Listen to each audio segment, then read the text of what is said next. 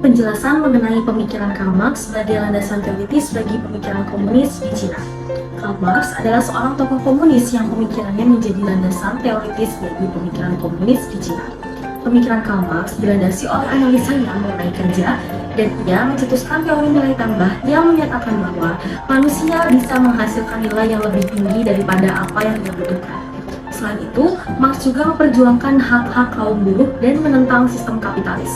Manifesto Partai Komunis yang dituliskan oleh Karl Marx dan Friedrich Engels merupakan salah satu karya politis terpenting dalam sejarah dunia. Pemikiran Marx ini mempengaruhi konflik di masa Perang Dingin termasuk di Cina. Mao Zedong merujuk pada ideologinya dengan membangun komunisme sebagai suatu ideologi dan merealisasikannya secara politik. Meskipun demikian, pemikiran Karl Marx ini tidak hanya bersifat dalam aspek sosiologis maupun ekonomi, tapi juga memiliki tujuan ideologis politik. Teorinya mempengaruhi konflik di masa Perang Dingin. Di Uni Soviet, Lenin dan penerusnya yaitu Stalin membangun komunisme menjadi suatu ideologi dan berusaha merealisasikannya dengan cara politik. Begitu juga Mao Zedong di Cina dan Ho Chi Minh di Vietnam, Kim Il Sung di Korea Utara, dan Castro di Kuba. Mereka juga merujukan ideologi kepada ilmuwan dan otak liar itu. Mereka begitu yakin bahwa Marx telah menemukan kebenaran yang universal. Berikutnya adalah Revolusi Tiongkok tahun 1927 sampai 1949. Revolusi Tiongkok adalah serangkaian peristiwa yang terjadi di Tiongkok antara tahun 1927 sampai 1949. Revolusi ini terdiri dari dua fase, yaitu fase pertama dan fase kedua. Revolusi Tiongkok fase pertama adalah revolusi proletarian yang otentik, tetapi gugur sebelum waktunya karena kebijakan-kebijakan yang keliru diinstruksikan oleh Stalin dan Bukharin yang menempatkan kelas pekerja Tiongkok di bawah burjuasi yang konon katanya demokratis. Selanjutnya, Revolusi Tiongkok Kedua. Revolusi Tiongkok Kedua adalah puncak dari pengendalian kekuasaan Partai Komunis Tiongkok sejak pendiriannya pada tahun 1921 dan bagian kedua dari Perang Saudara Tiongkok. Revolusi ini berhasil karena kebuntuan feodalisme dan kapitalisme yang ada di Tiongkok. Pada akhirnya, Tiongkok semakin bergantung pada imperialisme, persoalan agraria tetap tidak terselesaikan, dan Tiongkok masih merupakan sebuah negeri yang terbelakang. Revolusi Cina 1927-1949. Sepeninggal Sun Yat-sen pada tahun 1925, kepemimpinan Kuomintang atau KMT diambil alih oleh Chiang Kai-shek. Chiang memulai gerakan mempersatukan Cina dengan mengkampanye militer untuk menghancurkan kekuasaan para warlord, yaitu para panglima perang yang menguasai provinsi-provinsi kecil dan menyiapkan untuk pembangunan nasional yang lebih dikenal dengan Ekspedisi Utara.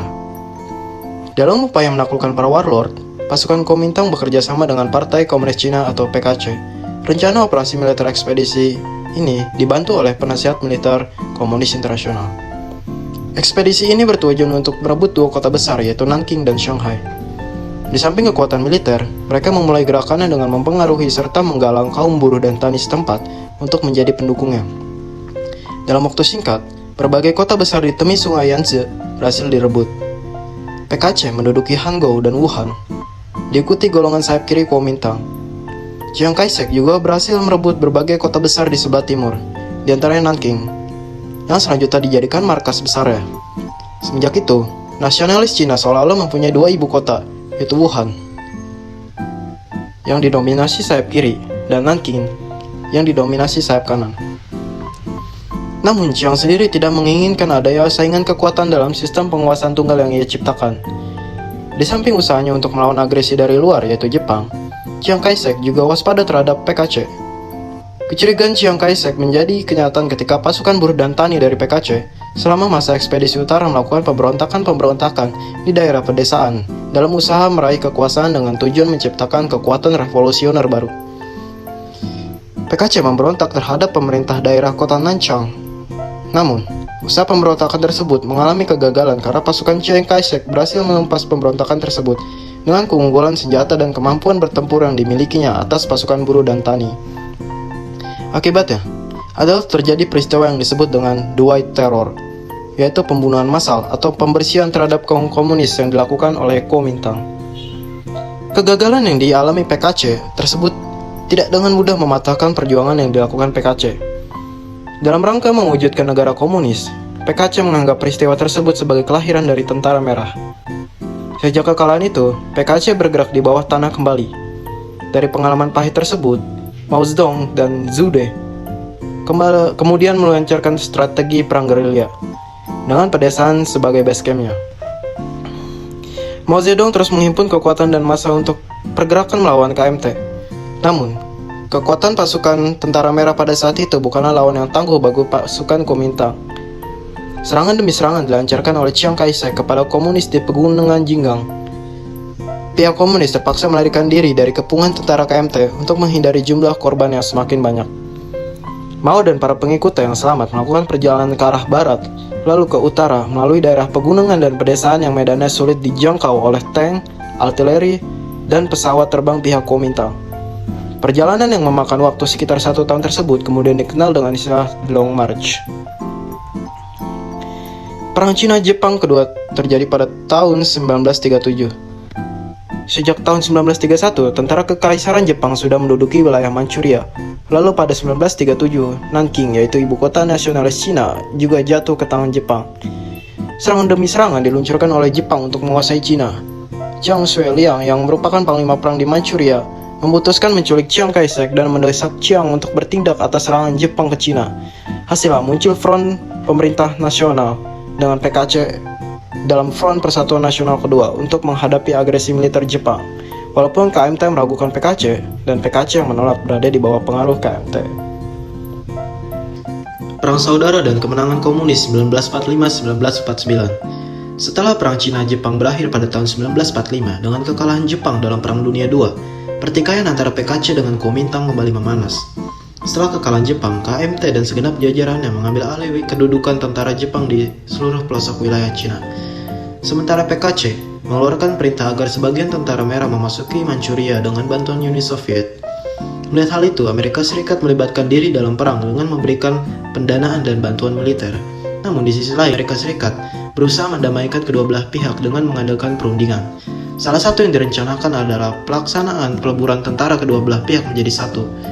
Namun perundingan tidak membawa hasil yang positif, sehingga Perang Saudara terjadi pada 1946. Pada awal peperangan, Kuomintang berhasil memukul mundur PKC. Namun, dengan taktik gerilyanya, PKC berhasil membalikkan keadaan dengan menguasai Beijing, Nanking, ibu kota Kuomintang, Shanghai, dan separuh Cina. PKC berhasil menyingkirkan Kuomintang, dan pada tanggal 1 Oktober 1949, Mao Zedong memproklamasikan berdirinya Republik Rakyat Cina yang beribu kota di Beijing. PKC selanjutnya menguasai seluruh Cina daratan. Kekalahan Kuomintang akhirnya memaksa Chiang Kai-shek dan pengikutnya yang selamat untuk berpindah ke Taiwan. Pada tanggal 1 Maret 1950, Chiang kembali memaku jabatannya sebagai Presiden Republic of China di Taiwan. Kepemimpinan Mao Zedong 1949-1976. Berikut beberapa kebijakan pada masa kepemimpinan Mao Zedong. Reformasi agraria. Setelah komunis berkuasa pada tahun 1949, perekonomian Cina berada pada keadaan yang buruk, maka diadakan kebijakan nasional yang didasarkan pada pembaruan agraria. Kebijakan land reform di Cina berlandaskan pada hukum penertiban tanah 28 Juni 1950. Penduduk Cina dibagi menjadi tuan tanah, yaitu pemilik tanah tetapi tidak menggarapnya sendiri, petani kaya, yaitu pemilik tanah atau lintah darat, petani menengah, yaitu pemilik tanah yang menggarapnya sendiri, dan petani miskin, yaitu petani yang menyewa tanah dari orang lain. Dalam hal ini, salah satu strategi pembaruan agraria Cina adalah menghancurkan struktur kelas tuan tanah birokrat dan redistribusi tanah dan aset-aset lain, pendapatan dan kekuasaan kaum tani dan buruh.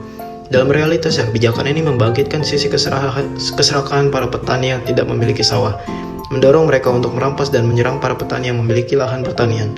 Akibatnya, tuan tanah, petani kaya, dan pembangkang menjadi kelas terendah dalam masyarakat Tiongkok.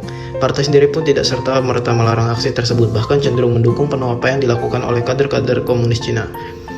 Partai juga menilai bahwa kekejaman yang dilakukan oleh kader adalah bentuk pembalasan dendam atas apa yang mereka alami ketika menjadi buruh.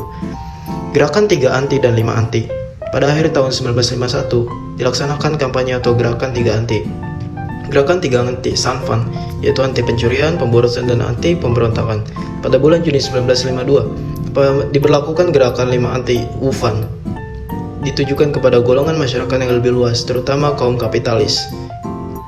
Gerakan ini ditujukan untuk menumpas 5 macam kejahatan, yaitu suap menyuap, tidak membayar pajak, pencurian uang negara, menipu kontrak dengan pemerintah, dan mencuri informasi ekonomi milik negara.